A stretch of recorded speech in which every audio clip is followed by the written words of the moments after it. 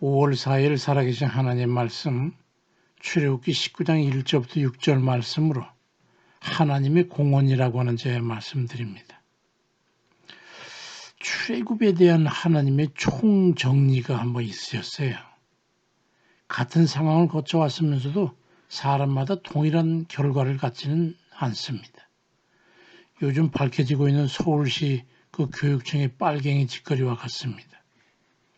세계 최빈국에서 근대화 부국강병을 이룬 그 위대한 시대를 살아왔음에도 당시 대통령은 만구의 역적이고 김일성이었던 적국의 이 나라를 멸망시키려고 했던 위대한 인물이라고 가르치는 이 빨갱이들이 이 땅에 있는 것과 같은 겁니다.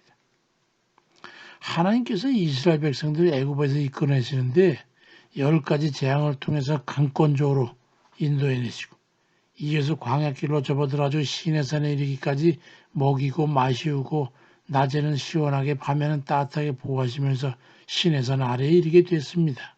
근데 어떤 이들은 애굽에서 해방된 것에 대해서 잘못됐다고 여기는 이들이 있어서 불평불만을 터뜨리고 원망으로 일관해온 이들도 있었기 때문입니다.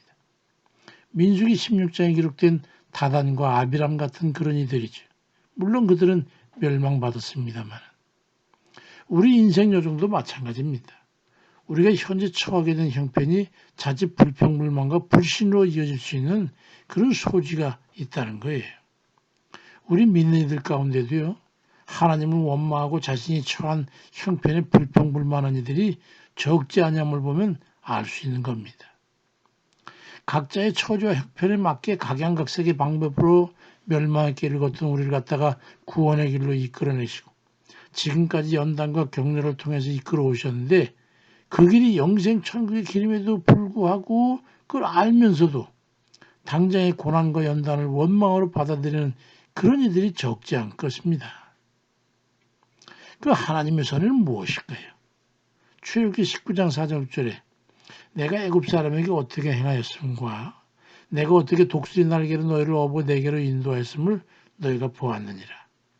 세계가 다 내게 속하였나니 너희가 내 말을 잘 듣고 내 언약을 지키면 너희는 모든 민족 중에서 내 소유가 되겠고 너희가 내게 대하여 제사장 나라가 되며 거룩한 백성이 되리라고 말씀합니다.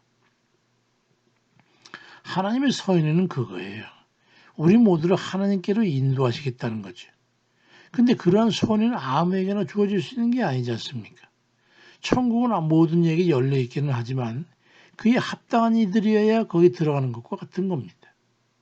그래서 주님께서 말씀하시기를 출애굽기 19장 5절 6절에 너희가 내 말을 잘 듣고 내 언약을 지키면 너희는 모든 민족 중에 내 소유가 되고 너희가 내게 대해서 제사장 나라가 되고 거룩한 백성이 되리라고 그렇게 말씀하고 있는 겁니다. 그러니까 주의 말씀을 듣고 언약을 지키는 조건이 있어요.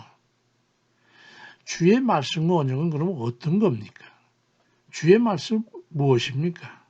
성경 말씀을 통해서 주 하나님께서 우리에게 하시는 모든 말씀이죠. 여호와의 말씀이라 하는 것과 주께서 말씀하시기를 하는 이런 유형의 말씀인데 단축으로 표현한다면 그건 계명이 속하는 겁니다.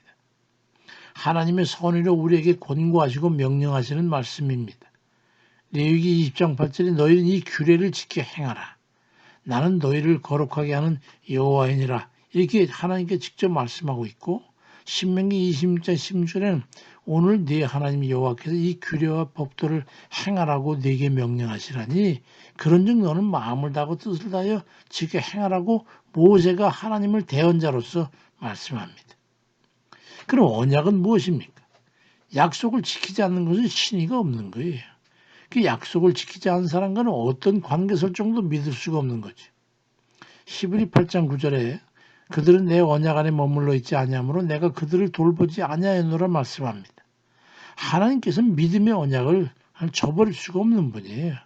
그럼 우린 믿음의 언약을 저버리면 우리에겐 구원이 없습니다. 그럼 주와 맺은 언약은 어떤 겁니까?